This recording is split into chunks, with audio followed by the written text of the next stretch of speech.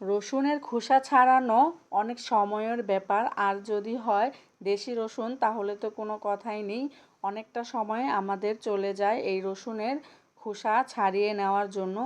আসসালামু আলাইকুম প্রিয় দর্শক, আজকে আমি দেখাবো সেই রসুন নিয়ে আজকের একটি ব্লগ। আমি কিভাবে আজকে রসুন সহজেই খোসা ছাড়িয়ে নিচ্ছি। এখানে আমি 2 কেজি রসুন ভিজিয়ে রেখেছি প্রায় 10 মিনিটের মতন। আর এই যে দেখতেই পাচ্ছেন কিভাবে অনেক সহজেই আমি খোসাগুলো ছাড়িয়ে নিচ্ছি, বেশি সময় লাগে না। আর আজকের খোসা ছাড়িয়ে আমি রসুনগুলোকে কিভাবে রাখবো সেটাই আপনাদের সাথে শেয়ার করব। এক এক করে আমি সবগুলো রসুনের খোসাই ছাড়িয়ে নিব। আর এই যে আমার কাব্য আমাকে হেল্প করতে চলে এসেছে। আমার কাব্য বাবা সবসময় আমার কাজে হেল্প করতে চেষ্টা করে, তো এই যে আজকেও ব্যতিক্রম না, খুব মনোযোগ সহকারে রসুনের খোসাগুলো ছাড়িয়ে নেবে। আবার উল্টাপাল্টা রসুনের খোসা ছাড়াচ্ছে। এই যে মনোযোগ সহকারে রসুনের খোসাগুলোকে ছাড়িয়ে নিচ্ছে। আসলে রসুন ছাড়াবে না পানি হাতাবে, এই হলো ওর মূল উদ্দেশ্য। যাই হোক, ছোট মানুষ চেষ্টা করে আমার কাজে সাহায্য করার জন্য। আর এভাবেই আমি রসুনগুলোর খোসা এক এক করে ছাড়িয়ে নিব। আর হলো পানিতে ডুবিয়ে রাখলে দেখা যায় সহজে কাটতে গেলেও সহজেই কাটা হয়ে যায়। এই যে আমি রসুনের খোসাগুলো সব ছাড়িয়ে নিয়েছি।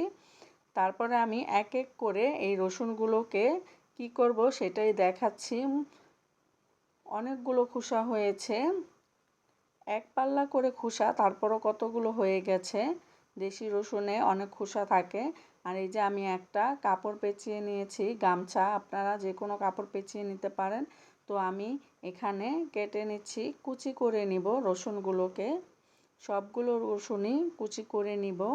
প্রিয় দর্শক, আমার হাতের নখগুলো ময়লা দেখা যায়, আসলে আনার কেটেছিলাম, এই জন্য কেউ কিছু মনে করবেন না। এই যে আমার কুচি করা হয়ে গেছে। আর এখন আমি কি করব সেটা দেখিয়ে দিচ্ছি।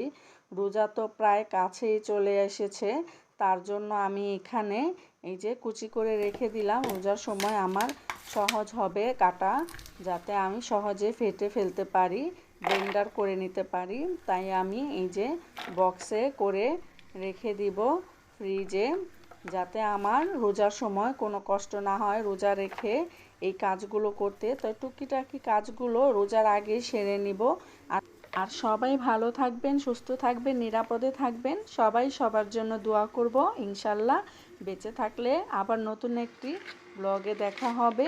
তো সবাই এই পর্যন্তই, ভালো থাকবেন, সুস্থ থাকবেন। আল্লাহ হাফেজ।